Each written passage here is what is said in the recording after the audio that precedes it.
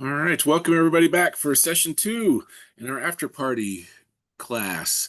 We're going to jump right in, and I will, maybe we won't jump right in. I will say real quick again about the workbook. If you get on our church webpage, if you haven't done it already, Tara got the link to the workbook for the class onto the webpage, our adult classes webpage. So you can click on that, get the workbook. There's a quiz in there for tonight. We'll be talking about this for the next several weeks, so it's okay if you don't have your scores tonight. If you want to do that later, that is just dandy. But the link is there and ready for you. All right, well, Rob in. Okay, well, why don't we start with a prayer, and then we'll get into our first video, all right? Oh, gracious God, thanks for being with us tonight, for pulling us all here together across the miles. We thank you for your spirit that binds us together, that helps us to be a different kind of people in this world. And we pray that this session tonight would continue to grow our capacity to think about and to act on our politics in a different way as followers of Jesus. And it's in his name we always pray. Amen. Okay, well, I'm going to go ahead and get us going on the first video here. Let's find it. There it is. There we go.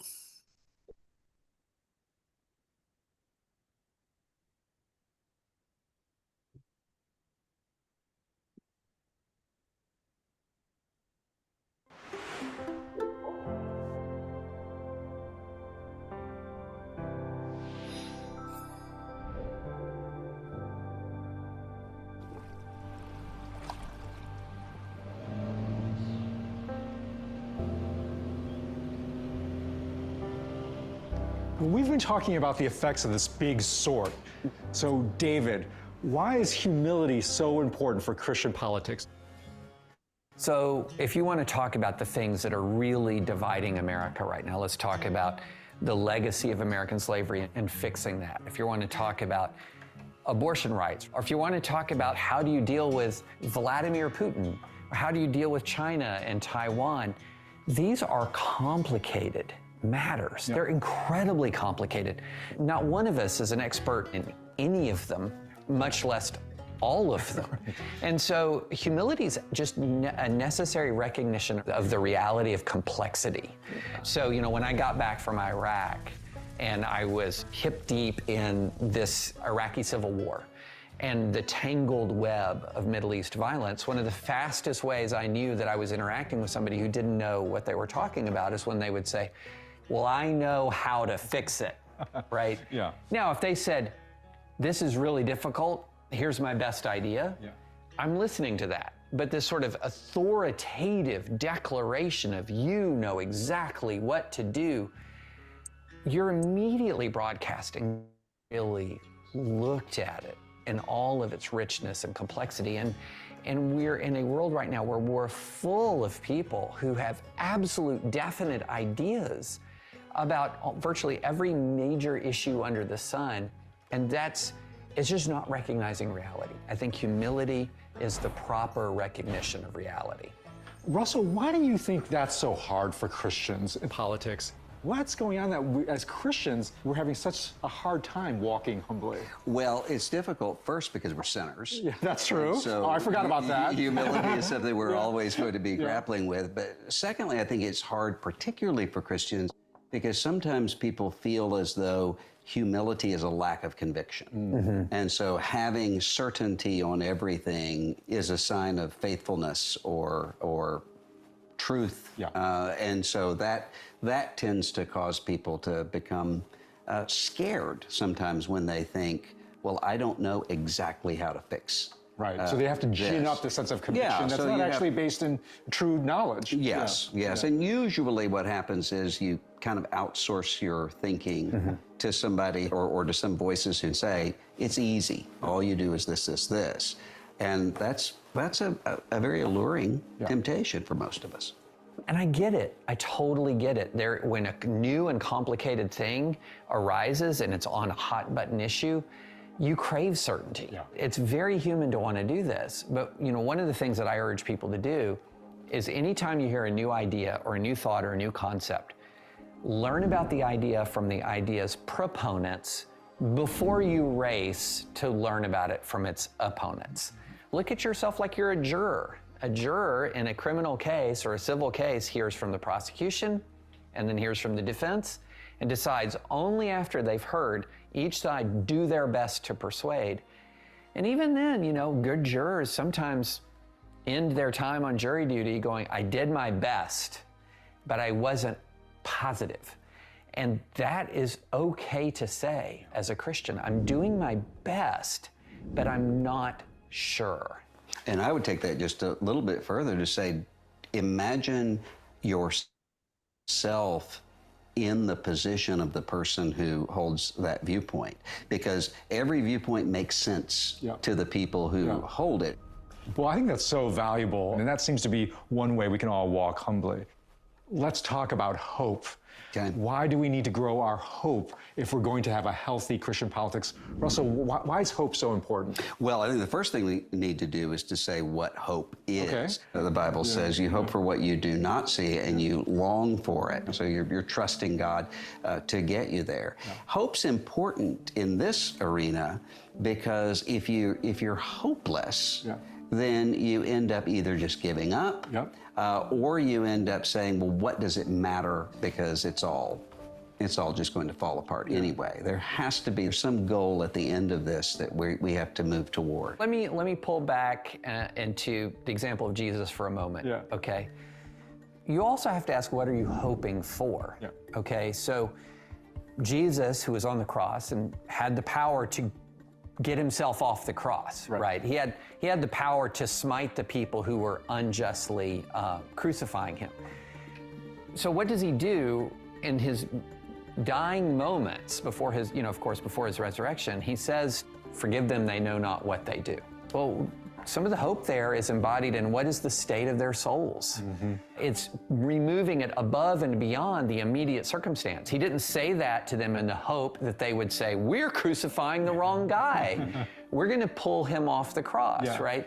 So we have to center our hope in the right thing. And that's really critical in these political discussions.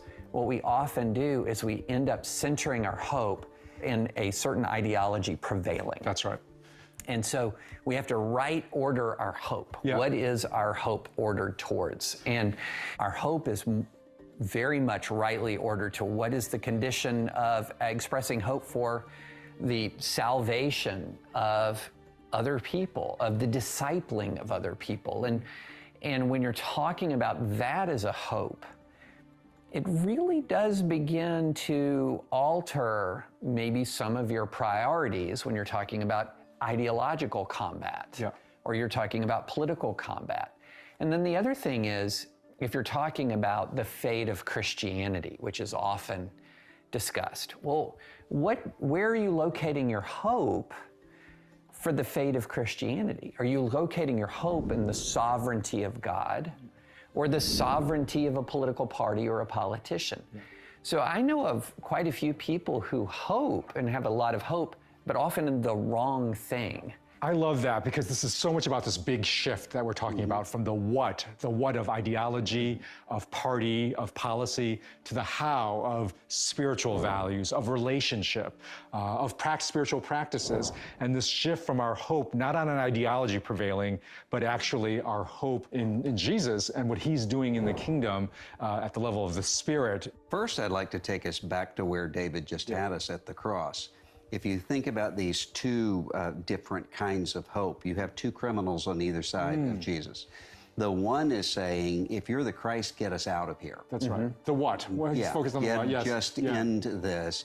And the one who's redeemed says, Lord, remember me when you come into your kingdom. There's a sense of need for grace and a sense of something that's beyond just the immediate circumstance. That's right. And so that's often I want to have the first criminal's kind of hope. That's right. But what do we immediately what of an outcome that we want, Yeah. Lovely. Well, here we have it. We need to grow all of our humility, and our hope. So let's get going.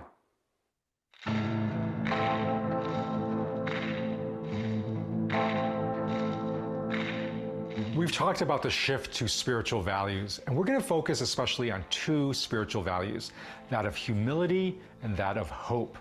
Why are these so important? Well, it's because Jesus really made them very important as part of his big shift with his disciples. So let's recall what the political scene was like in Jesus' day. The Romans have invaded Israel. They're imposing oppressive taxes through the tax collectors, and this is not popular with many Jews, especially the opposed the Roman camp. At this point, the energy, excitement is building that Jesus is going to come through and really kick the Romans out. He's going to be the Messiah, which is the political expectation that he will defeat the Romans militarily, politically. And in this moment, when this energy and excitement, this hope is actually building, two disciples, James and John, approach Jesus with this request saying, "We want you to do whatever we ask of you when you come into your glory." Glory is really code for victory, for a political military victory of Jesus against the Romans. And what James and John want is, hey, when you come into your glory, give us the top posts. They're like the political campaign workers who are betting when their candidate wins, they get the top positions. Now notice that Jesus does not squash their hopes. He doesn't say you're wrong to hope for glory and to participate in glory. He wants hopeful disciples. But notice what he says. He says to James and John, you do not know what you're asking for. You do not know. That's the statement to some disciple who needs to grow in humility. And that's the invitation for us, to grow both our hope and our humility. Surveys can reveal a great deal about where we are politically. For instance, there's a New York Times poll where all you have to do is answer one question. And that question is, what's your zip code? And out of that, pretty high degree of accuracy, what is the likelihood of what your politics are, or at least the politics of most of your neighbors? Now that's about the politics of what, because that reveals what party that you're most likely affiliated with. If we're doing this big shift from the what to the how, we need a different kind of survey. We need a survey that measures something about the how. And remember, the big shift is taking us from ideology and party to spiritual values.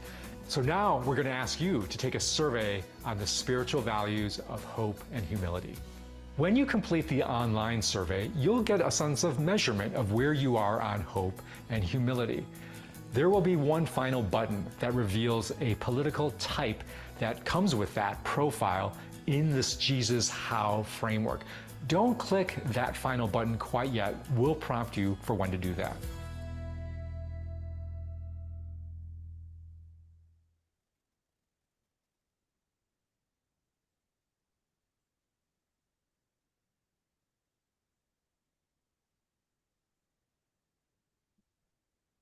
So many buttons to click. All right. So what are your thoughts about Steve? Glad you could join us. Good to see you. What are your thoughts about this hope and humility thing? We're going to get into it more here in a minute, but what are your first thoughts about what they're having to share about those ideas?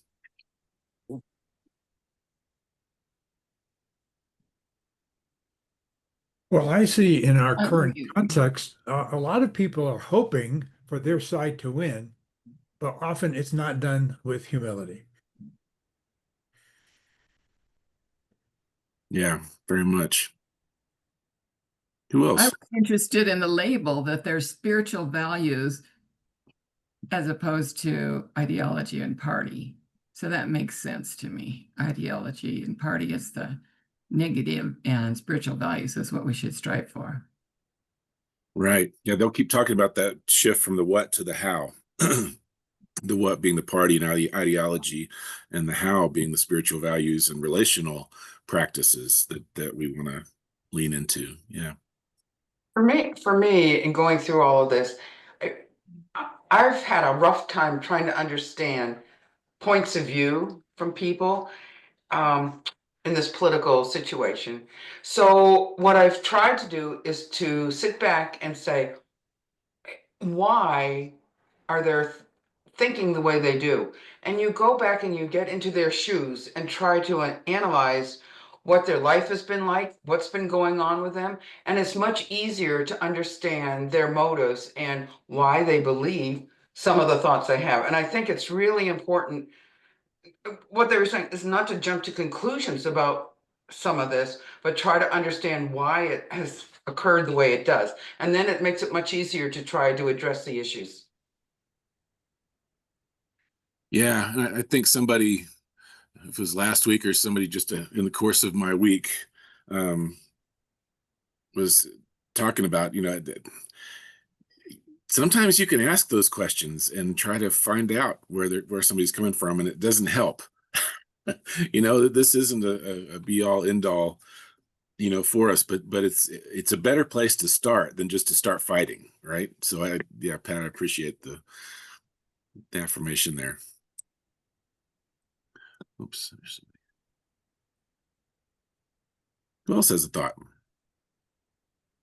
Yeah, Kim. Well, as I listened to this, and I kind of felt the same way last week. I feel like this has escalated so much just since this program was put together. And when you listen to them talk about Christianity, both sides of the aisle that we're in right now think that we have the right Christian answers.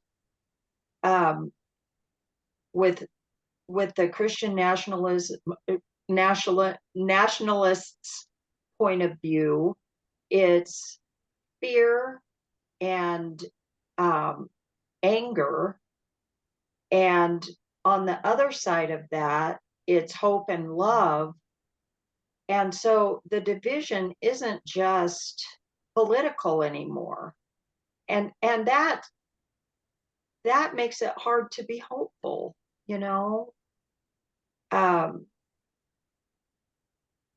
I don't know. It's to me, and humility and hope. Yes, we want that, but how do you do that when your core beliefs are really being challenged? Yeah. Does anybody ever thought about that? I mean, I could talk about that all day, but I'd love to hear somebody else's response to that. I'm Tom? not sure. I'm not sure if I have an answer to what Kim is saying, but I think I have some of the same struggle. I was just on for a little while in a training that kind of came through with some indivisible stuff and whatever. And they're talking about how they're seeing a very strong movement towards authoritarianism. And it feels like there's such a clear danger right now that we're experiencing that I'm excited to continue this learning process that this guys are taking us on, but it feels like we're in a very dangerous place, and I'm not sure where humility fits in all the time when you're like scared of what the other side is doing, and then you see some very strong movements in a direction that is very, I don't know, worrisome. I don't know if humility feels like the right place to go, but I got an open mind about that. But that's one of my questions. Yeah. Anybody else have a response to that? I remember what Vance said. I don't know if it was before he became vice president or after, but he said, turning the other cheek has not worked for us. So they're not going to do it anymore.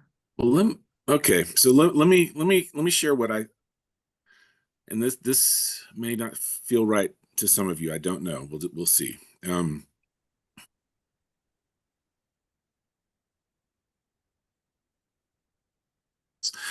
The sense that I have as I observe this stuff where we're at right now is that we are actually, this is kind of what I hinted at last week, but I'll try to say it a little more clearly this time. We're actually, I think, moving to a place where we're going to find folks who are on our traditionally liberal and conservative boxes, who are going to be more and more in one place, and people who are shifting towards that more Christian nationalist or authoritarian place are going to be in a different spot.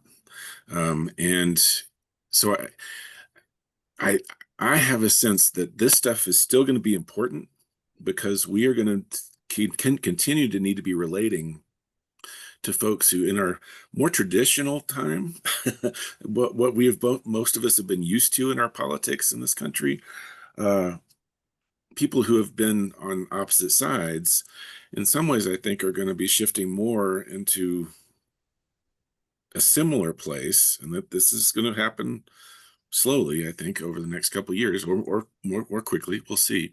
But I think we're going to have to learn how to communicate and relate to people still. I mean, I think what we're talking about in this class is still going to be really important as we hope to get back to a place, I think, Kim, and Tony, where we are back in the kind of conversations that we were having as recent as a few years ago, right? And because you're right, we're moving to a different place now, I think. But being able to relate as people of faith is still going to be super important for us, even if the place the nature of the political conflict changes. I think we still have that the dichotomy between liberal and conservative, but I think we're going to start to see that as being in one category, and that authoritarianism piece, which is not conservative, right? I mean, that's not traditional conservative, the way we think of conservatism. Christian nationalism is not conservative in the way that we think of traditional conservatism, right? So that's a whole different animal, I think. So Kim, I think you're right in identifying it as feeling different. I think it is different, but that doesn't, I think, invalidate the work that we're going to be doing over these next few weeks, in trying to figure out how do we relate within that more traditional opposition rather than enemy, or that kind of thing. So I think that's going to be, I think that's my sense of why this is still important. This isn't obsolete. It's just shifted. The arena has shifted. Patricia, and then we can jump on. Widely varied group. Yeah. And you just kind of coexist. But in some of the conversations, it's like, why do you feel the way you feel? Well, I'm a Republican. And I've always voted Republican. And, and I've kind of asked the question, I said, well, how do you feel about the right wing religious side of it? And they're like, oh, I'm not religious, I'm spiritual. And it's like they just totally ignore it. And it's, although I must admit, a few of them are like, not real happy with what's going on.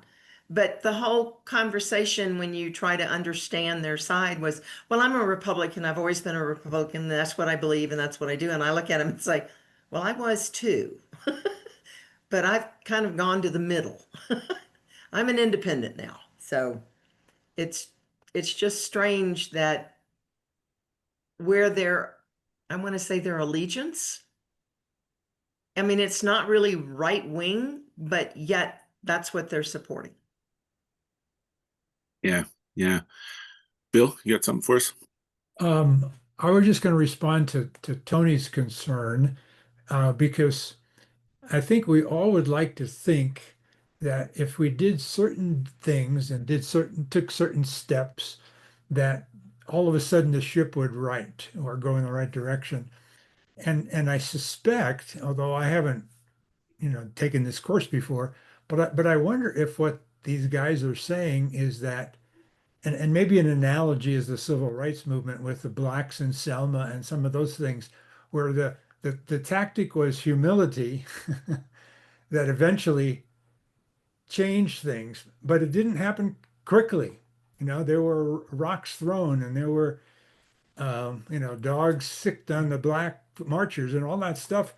But that was an approach of humility, which eventually made some differences. And maybe that's where they're taking us. I don't know, but it seemed like that was a helpful analogy to me about, what's the tactic in the long run that's going to make the biggest difference eventually, even though it's not a short-term solution. I Yeah. think you're right. Sorry, go ahead. Oh, I was just saying, no, I agree with what Bill's saying. I think the humility is how we go about expressing our values and what matters in terms of people and rights or things in that way. And I think even the rally that was last weekend, the No Kings, I mean, I think their whole emphasis was to say, we are here to sort of be and celebrate, if you will, not to be antagonistic, but to stand up for democracy and for immigrants or, whatever that was for that person who was there. So wasn't to make a big fight. Yeah. Thank you, Judy. Kathy, you've been wanting to talk. It's not showing you as muted, so why don't you talk and let's see if we can hear you. Okay, can you hear me? And yeah, how about it? Yes. Yay. I think all those things are true. I think we are in desperate need of humility, of listening to all sides, because people's truths are their truth from however it is they got there. Even the ones that we are diametrically opposed to, and there are people that I'm like, no, you don't get to hurt folks. And I know historically, when there is lots of tension, when there is crisis, that's when we grow.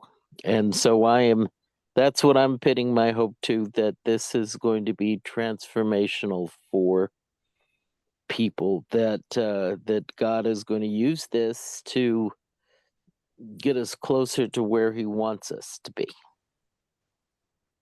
Yeah, that's wise. Thanks, Kathy. Well, the last thing I'll say, I think, is that I think one of the difficulties we have in our particular political environment is that we are a two-party primarily system, right? And so, unfortunately, when one side or the other goes hinky, one way, and we can look back over time, and right now it just happens to be the folks on the right who have gone a little hinky, but it's happened with folks on the left in the past too. And I don't want to get stuck in both sidesism either, but it makes it harder for us, right? When we have an allegiance, like Patricia's talking about, to one of those or the other, it's hard for us to let that go, or to say that is misrepresenting me right now, right?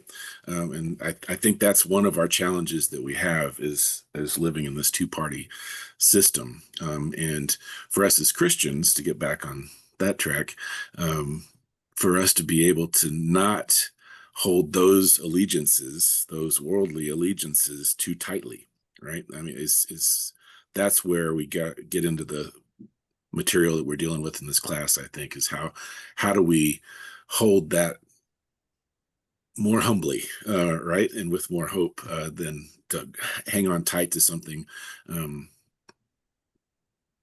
when it starts going off the rails. So, all right, well, let's jump to the next short video here, and then we're going to start looking at this quadrant thing a little bit more.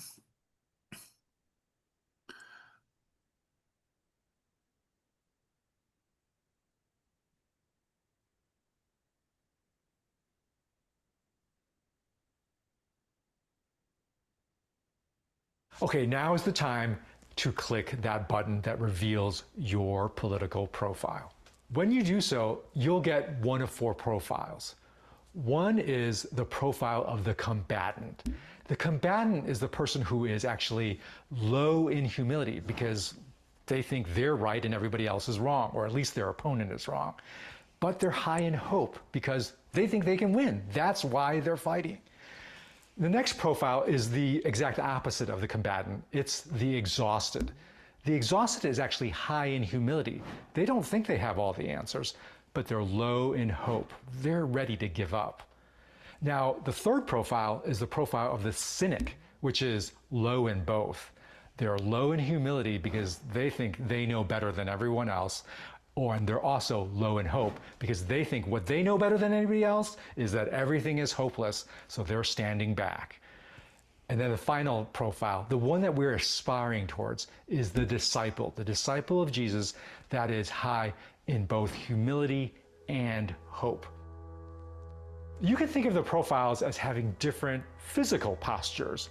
The combatant has the fists up, ready to fight the opponent. The exhausted has slumped shoulders and maybe the head in the hands in weariness.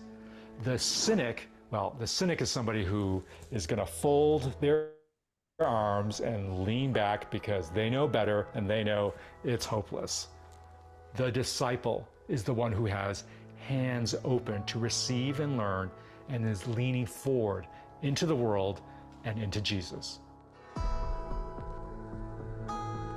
As your guide through this course, let me encourage you. This survey is just a snapshot of where you are right now. The great thing about the hope and humility quadrant is that everyone can find their place on there and everyone has a pathway for growth. It's not fixed. It's not like you're stuck there forever.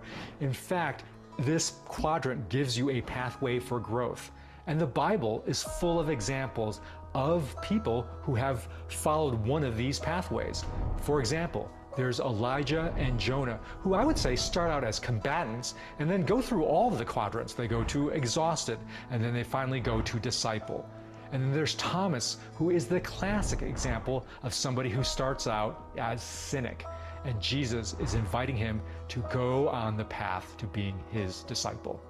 Now that you know your political profile, we want to invite you to actually share that with others. In your small group, share with one another what came up for you, both in the results and especially how you feel about those results.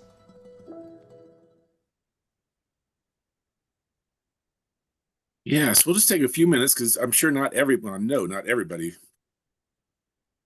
had a chance to do that. But I'm guessing that for most of us, one of those quadrants felt familiar.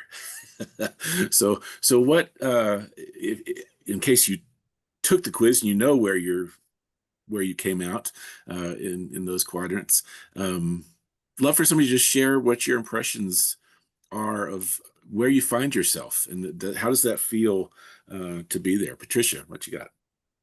Well, mine was exhausted. And I do agree with that. I am exhausted. However, I disagree with the fact that I don't have hope.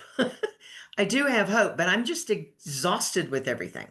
So that was my feeling. I think for me personally, I think I'm a little higher on the hope side too. Excellent. See, Kathy, your hand's up.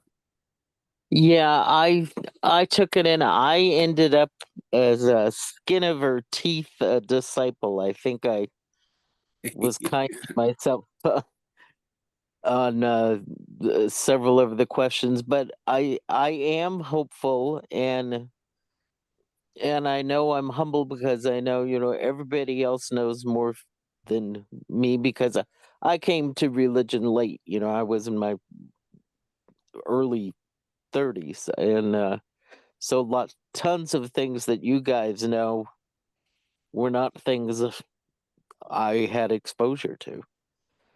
So I'm that's where I ended up, and I was thankful for that, but I still got a ton of work to do. Right.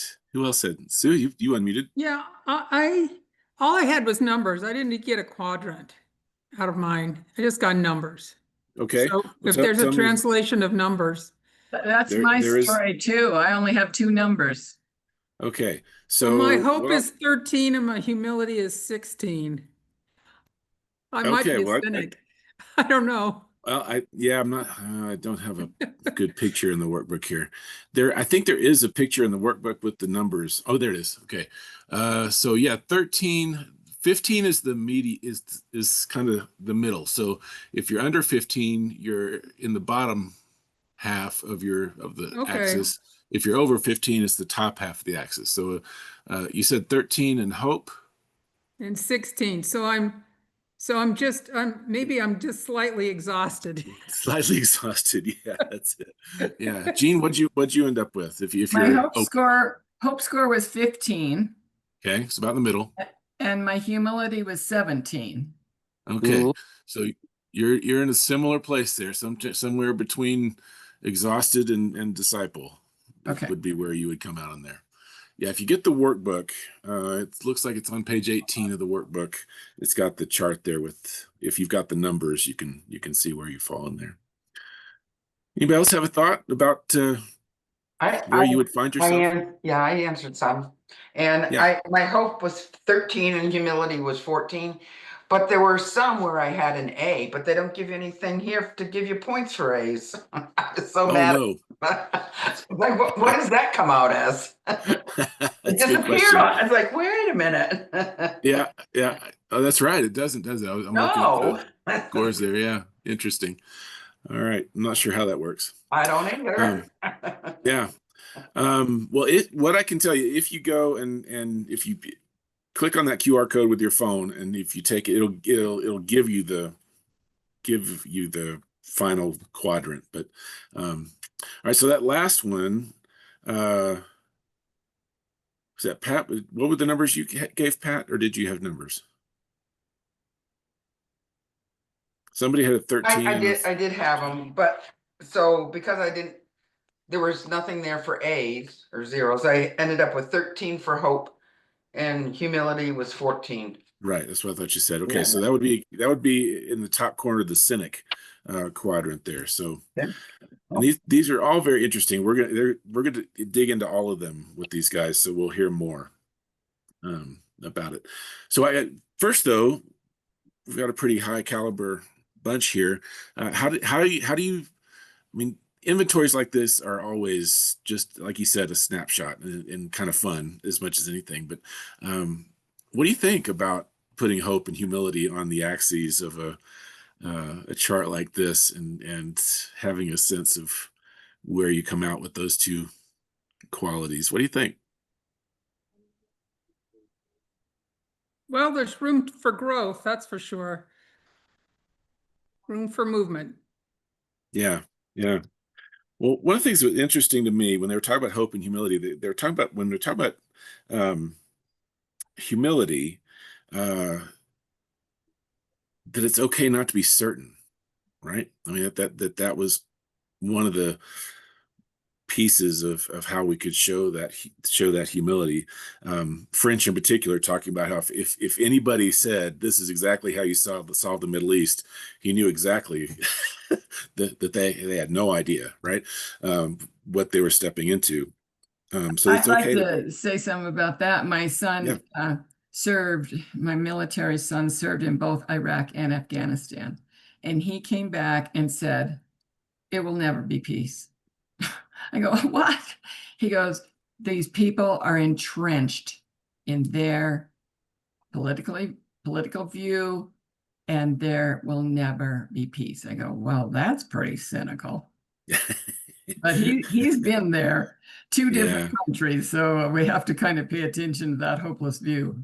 Right. Yeah, no, I think you're right. Yeah, and then the hope piece. So that was the humility piece, was being okay not being certain.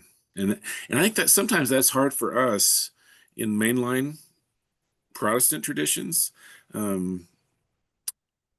We tend to be more okay with not being certain about things, whether it's theology, Bible, that there is some level of mystery and unknowing that we're okay with, which in political discourse can be hard because there are people who are dead set certain, right, on things. And so to have that humility can be difficult in these conversations sometimes, I think. I Kim. can't remember the name of the author, but there's a really good book. It came out about 15 years ago or so. It's called The Myth of Certainty. Yep. It's a superb treatment of just dispelling the idea that you can be certain. Nice. Kim, yeah. Well, I just wanted to say that I listened to a podcast last week that explained why our founders did not want to include religion in the Constitution. And that was because you will always have strife when there are two sides of a religion fighting each other. And I think that's kind of where we are right now. Christian nationalists want that to be the theology. They want us to be a theocracy, that we have one religion and that is premier. And it negates all the other religions that are out there in the United States. And it also negates the side of Christianity that the United Methodist Church is on. And I think it's really important to remember that our founding fathers saw that was going to cause trouble if you had one religion that represented your country. And we're seeing it play out right now. Yeah. Thanks, Kim. Kim's been helping teach some about Christian nationalism here lately, and I the one thing that I would say about Christian nationalism is that, and I think this goes to our perspective as Kim is naming it there. It is neither Christian nor American. I mean, it is, and that's why I say I think there are two very different stories that are beginning to be told, and the philosophically liberal, which includes both progressives and conservatives in our traditional discourse, is a different conversation than the authoritarian Christian nationalist conversation that is going on now, and that I think is going to become more and more important for us to be able to articulate and to identify, and to deal with as people of faith in this country, because we've still got several years of it to deal with here for sure. So, all right. I love this. You all are fantastic. So, but we need to move on to the next piece here. Well, Kathy, you've got your hand up again. You have something to say before we slip into that? Yeah, I would have to disagree with you that Christian nationalism is un-American. It's very American. You know, we were founded on colonialism and patriarchy and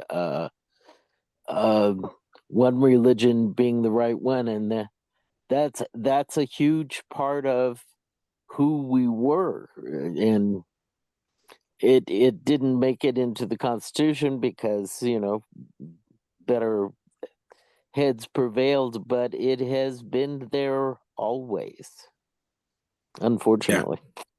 Well, the only reason I say that, Kathy, is it is, as Kim said, it is narrowing in on one particular religion or faith, right? And it's a distorted Christianity, but they are picking Christianity, and so the pluralism that you say, the better heads prevailed, and we ended up with more of a pluralistic trajectory. But that's why I said that. So you're right. It is a bigger conversation to look back at where we started.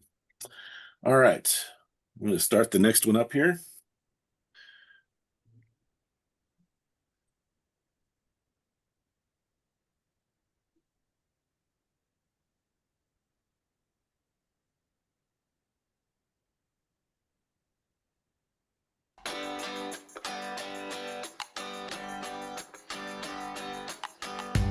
So, I hope that exercise was helpful, and maybe perhaps you learned something about yourself. One of the things I've learned about myself is that I am dispositionally more combative. And this might come as a surprise to some people who follow fights on Twitter, but I did spend more than 20 years as a litigator. My life was in courtroom combat, which is thankfully a far cry from real combat, but my life was spent in the battle of ideas. And I was a participant and am a participant in the battle of ideas. A big focus of my life was and is trying to persuade people to a particular point of view and to a particular perspective. I'm predisposed to the combatant mindset. And so I've had to work on that, on tempering the hard edges of that. There are other people who are much more predisposed to kindness, more predisposed to humility. And sometimes they actually have to work on pulling themselves out of that shell and actually engaging for the sake of justice. We all have our strengths and weaknesses. And sometimes recognizing that a strength can lead to a weakness is a really important aspect of understanding our engagement, not just in the public square, but in life. When I think about my combativeness, my mind goes back to law school. There was a lot of contention on campus, booing, hissing, shouting down, cancel culture before anybody knew what cancel culture was. It was extremely contentious. And there were many times I jumped into that contention with both feet. Now, again, I don't think there's anything wrong with engaging in the contest of ideas. But the way that I did it, sometimes, especially in specific classes, I got carried away. There is absolutely no question. And I'm kind of haunted by a story a friend of mine told from several years ago, where he met with a classmate of ours and he was talking about, keeping up with other folks and what they'd done. And he mentioned my name. And the first response at the mention of my name was that I was a jerk, except he used more colorful language. And when he told me that, I remembered where I spent most of my time around that classmate. It was in a particular class. I remember going all the way back to 1993, walking out of that class and sometimes asking God for forgiveness for the way that I'd behaved. But you know what I never did? I never asked anyone in the class for forgiveness for the way that I behaved. Their entire interaction with me was being extremely combative, extremely aggressive, and sometimes really angry. And I think about that often, and that tendency in me to engage in an extremely aggressive way has come up throughout my life. And one of the things that I've had to learn is, one, that's in me, and I need to understand that and deal with that. And number two, I shouldn't just apologize and ask God for forgiveness. I need to ask the people that I have reacted against so strongly for forgiveness as well.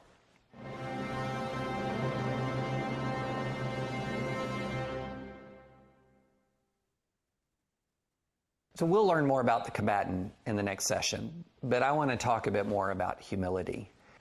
Humility at its basis is the recognition that we're inescapably flawed, and that sometimes, even in the areas where we feel most confident, we might be wrong. And so it's just this understanding that says, I could be wrong about any given issue, and also that I know I am wrong about some things. I just don't necessarily know what they are yet. Because hopefully if you already know you're wrong, you're correcting yourself.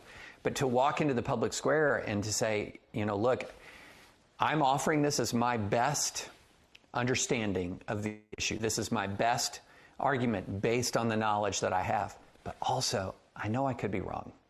And in some sense, I know that I am wrong.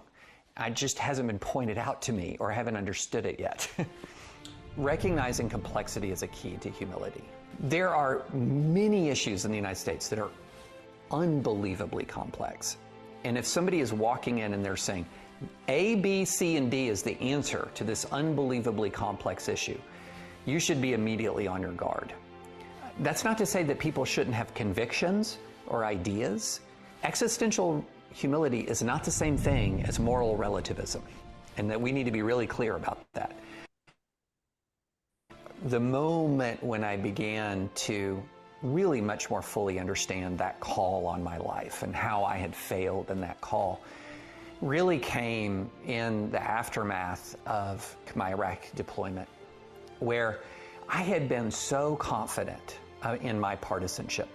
I had been so confident in the rightness of my cause that, quite frankly, I had begun to lose the ability to see the other side. I'd begun to lose the ability to understand their perspective. And it was that experience in Iraq, both the very personal experience of being bonded as brothers with people from every conceivable different background, political, religiously, etc., and also the experience of coming home and seeing how America was polarizing exactly at the time I had started to depolarize.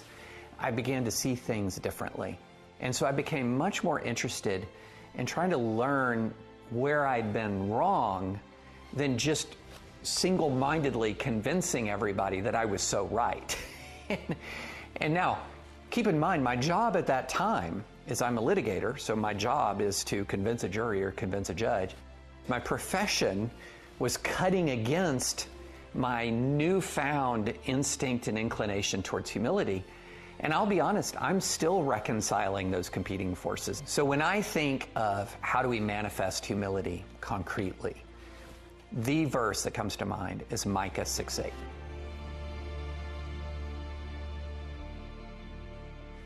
What does the Lord require of you, O man? What is good? It is to act justly. It is to love kindness, or love mercy in some translations, and to walk humbly before the Lord your God. And as a practical matter, ideally what I try to do is reverse the order in my interaction with individuals.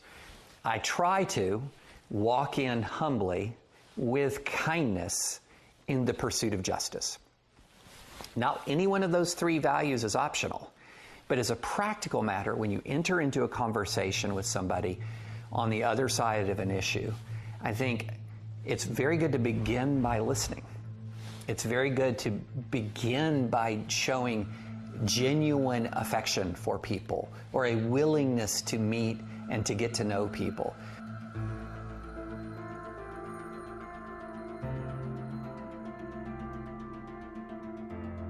So let me give you an example of learning from somebody who's very, very different from me.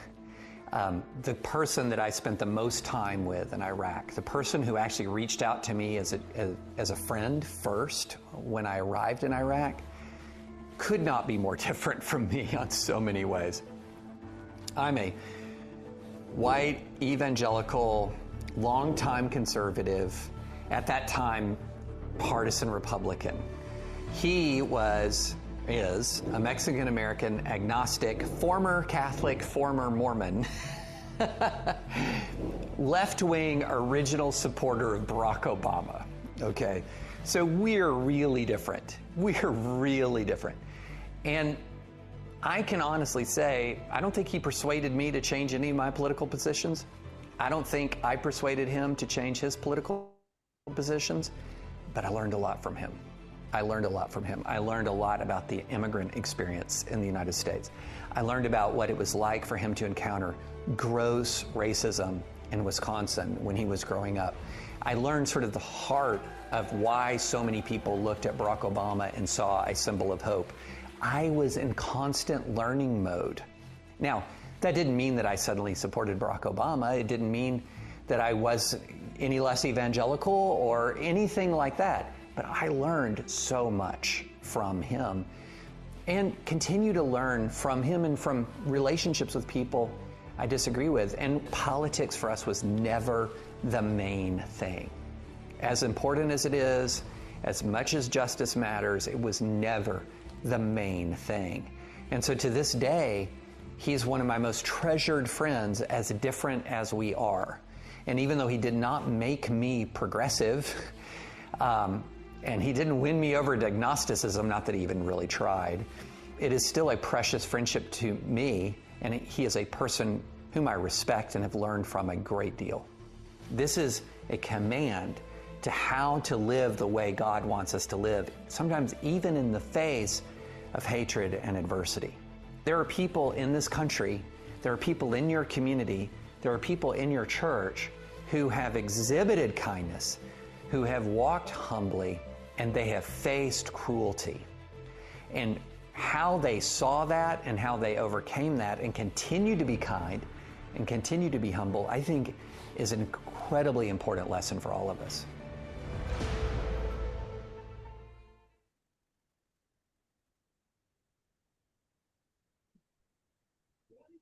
Right, back. How did that strike you? Or what struck you? I think personal witness is really powerful. I mean, you know Yeah. what he said, and maybe that is the humility part. I don't know. Well, it's the sharing part, but you learn something about somebody when you hear their witness. Yeah. And I gotta say, I mean, David French is somebody I didn't know about for a long time, but when I became aware of him some years ago, um, that's really what I respect about him. The journey that he's been on. Um, just little about him. He actually got the New York Times brought him on board a year ago, um, and he caught all kinds of flack from his evangelical people who thought he had just left them behind by going to the New York Times. But he is a great voice among all the voices on the New York Times, and there are some great conversations because of what he brings to the conversations. Yeah, he has For explained staffs. how his reaction that he got, vitriol constant from what he thought were people who he could trust, people that, thought like him, and he realized, wow, I was on thin ice the whole time and I didn't even know it. And once I, said something I didn't like, it was violent reaction. Yeah, yeah. Bill, yeah. I think one of the challenges is, at least for me, is um, what occasions do I have? I mean, in a natural kind of everyday way, to encounter people who are dramatically different than me. I mean, because we go to the protest on last Saturday, and it's all like-minded people. And okay, I go to King Supers, and maybe there are different kind of people there, but the contacts are so fleeting. How do I? Because what he's talking about are two military guys stuck together for deployment, and they figured out how to do that. And I think one of our challenges is how do we get into relationships with people who are not like us, who don't think like us. Yeah, that's a great point. Kathy? I got the blessing of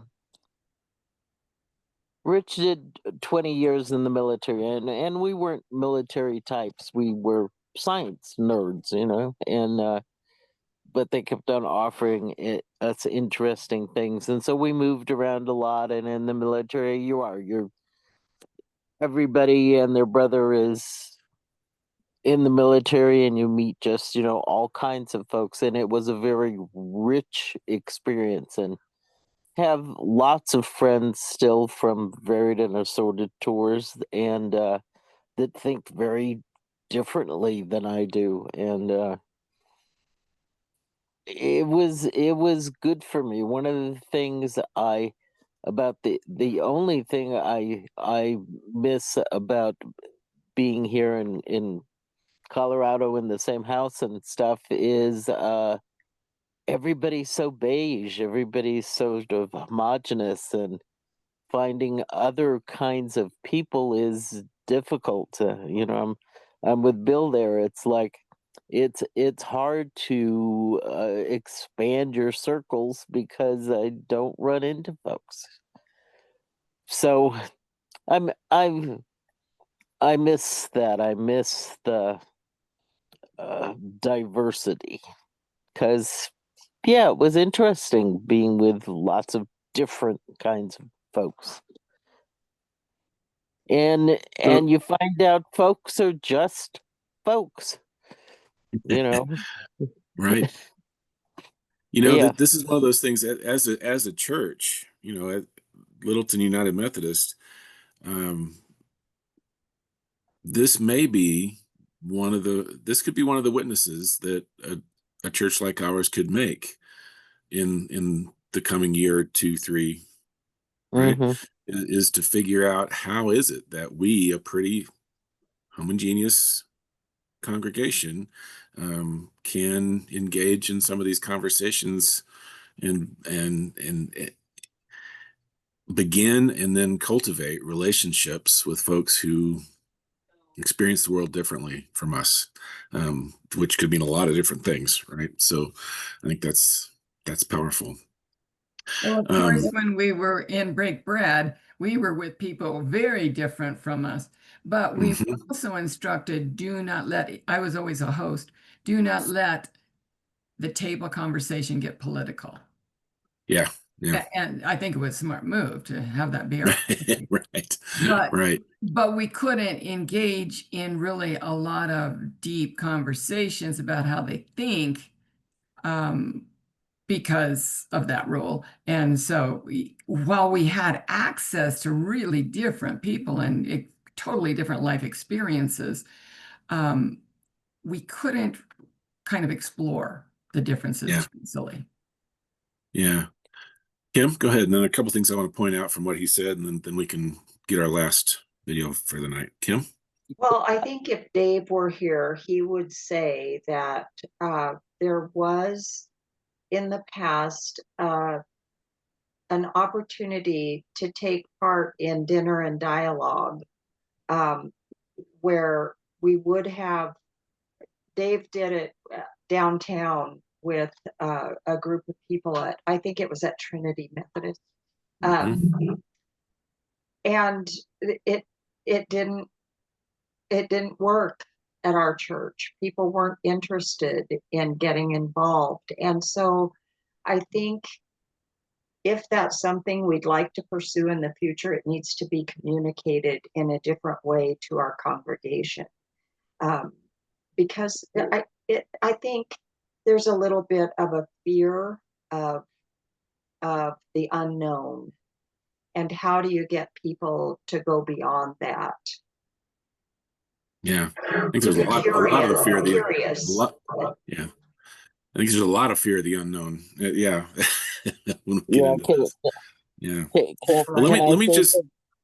Yeah, let's see. Let's let Pat say something. Then Kathy, I'm going to go ahead and share a thing, and then we're going to move on. We used to participate with Grant Street Church, and go down and help serve the meal down there. And it was a wonderful experience for anybody who had, I don't know how many of you ever got a chance to do that, but it was one of those opportunities. Once a week, you'd go down and you'd help dish out the food and serve it to the people there. And I think Glenn Gravel was the one who headed that up. And I don't think they do that anymore, or did that anymore, which is why it stopped. But it was a wonderful opportunity for the members of our church to do that. I'd love to see more of that. Yeah. Well, I think having conversations that are more on an equal footing is kind of what part of what we're talking about here. Two things I want to point out real quick, and then we need to move on to the next thing. One, I found it really curious. I mean, we heard last week he talked about Micah 6:8 as being a guide for him. So that act justly, love mercy or kindness, and walk humbly with your God. And I love the way he flipped that in terms of how he tries to engage people now, right? To engage people with humility, start with the humility, and then to bring kindness, and then to pursue justice. And I thought that was really pretty strong.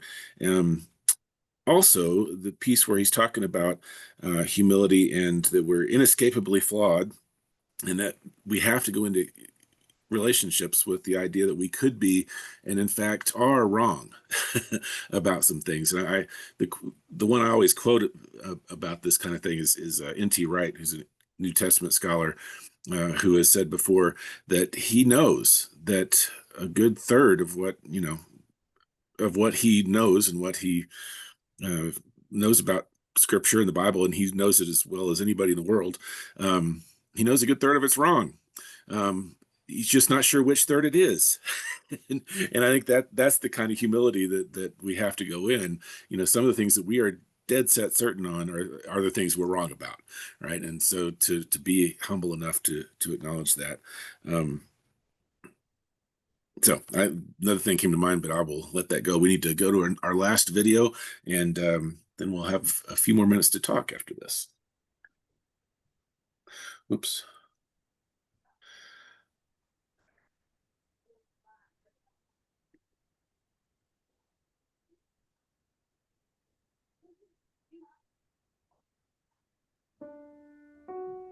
When I was about 12 years old, I went to see my pastor, who I respected greatly, and said, I think maybe the Lord's calling me to ministry. And he said, okay, well, you're going to preach Sunday night at a youth service. And I was horrified. I said, I don't mean now. God's not calling me to preach now. And he said, well, I'm going to show you how to do it. But he was wise enough to know that it would be a really good experience for me. And I mean, I went up and preached for 8 minutes, went into the little bathroom on the side of the baptistry and threw up beforehand because I was so nervous, went back in after because I had been so nervous. But after that, the entire congregation came up and one by one gave these words of encouragement that I think really changed the trajectory of my life. I drifted away from a call to ministry and went into politics, was working in the political arena, served starting as an intern and then on up to communications director for a United States congressman, running communications on a congressional campaign. My wife and I started dating on the campaign trail. She would go with me to county fairs or other places where I would be speaking for my congressman, organizing people for my congressman. I served in that way, but the calling to ministry persisted. And sure enough, later in life, I was in a position where I had to be thoroughly familiar both with the world of the church and with the world of politics. I ended up being the president of the public policy agency of my denomination, the LUMC. And so I would have to be working every day, preaching and teaching the Bible, and working with presidents and members of Congress and governors on issues that mattered to religious people and to the outside world. And so both communicating to church people why we ought to love our neighbor when it comes to foster care, and working on ending concentration camps for Uyghur people in China. I mean, all of that in one day. And I can see that all of these little aspects that I never saw how they might come together actually did. I think exhaustion comes about the same way it does in the physical world. You do something, you press at something, and all your energy is expended. I've found over the past several years, having especially a church that is so divided on these questions, and also that makes these questions ultimate, it has left, at least for me, sometimes with a sense of what good does it do to even engage with this. And a lot of times when you're in the middle of a whirlwind of constant conflict, there are some people who actually like that. They're enlivened by that. I'm not someone like that. I find myself, when I'm talking to someone who's been around for a long time or someone who's an expert in some area of history or sociology, I'll find myself asking, have things always been this crazy? Is this just life? and I'm just noticing it? Or are we in a really unique time?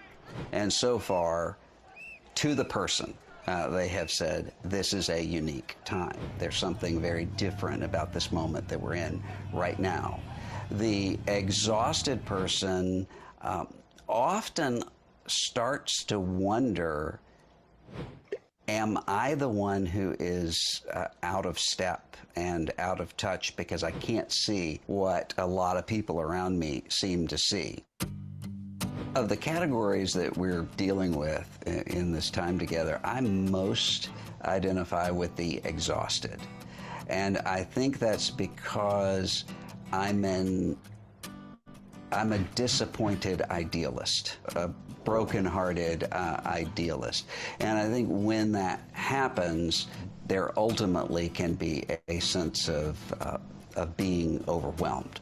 A key reason why I think people move into the exhausted phase is that anyone can endure almost anything for a little while.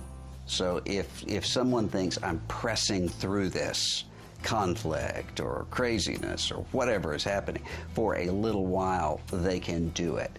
It's when a person starts to think, oh, this is now the new normal, that a person can be overwhelmed by that. One of the reasons idealists are often brokenhearted is, first of all, because we live in a fallen world, and so everything is going to lead to brokenheartedness at some level or the other. But even beyond that, there often comes the realization not just that people don't live up to their ideals, but that they never really held them. You start to get to the point where you realize maybe the ideals that we held together as a group were just about group belonging. They didn't actually transcend the group. So when the group moves to a different place, a different set of ideals are then used. And a person can always find a reason to rationalize that. Our ideals have changed because the people we're opposing are so much worse, or the situation we're dealing with is so much worse.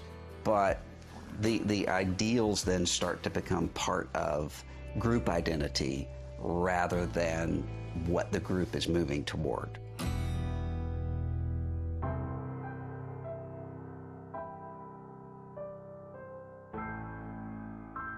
Someone can be tempted to put hope in the wrong place in almost everything short of Christ.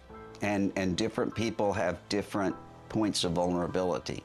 For some people, that's going to be politics.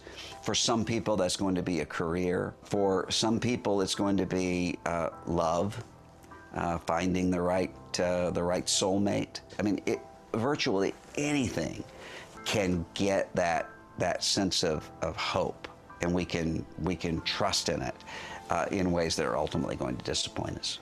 Hope is grown in community, just like humility, but often it's a community that one doesn't choose or hasn't chosen. I think, at least for me, what I want is stability.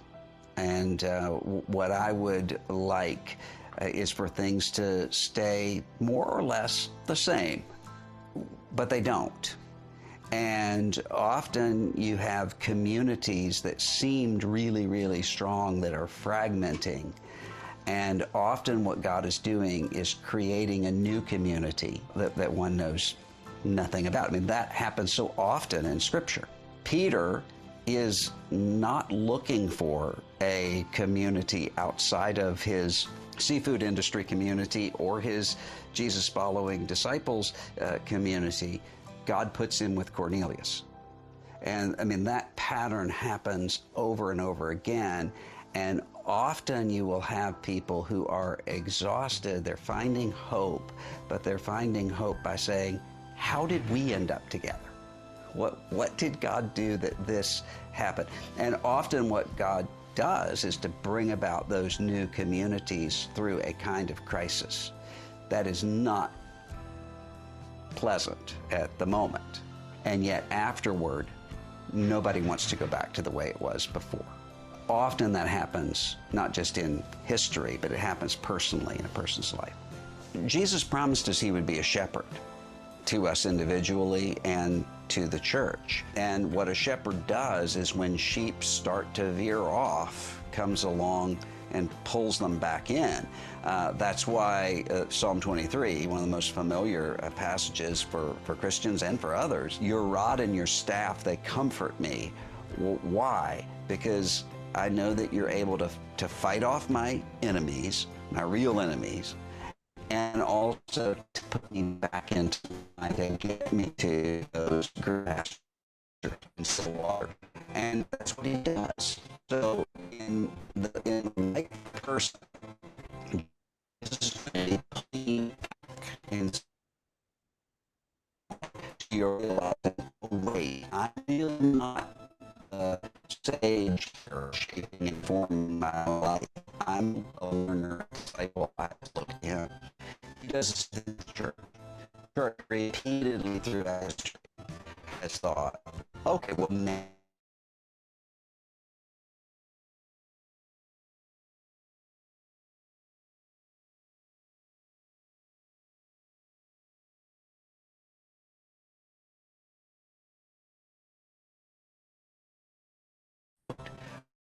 and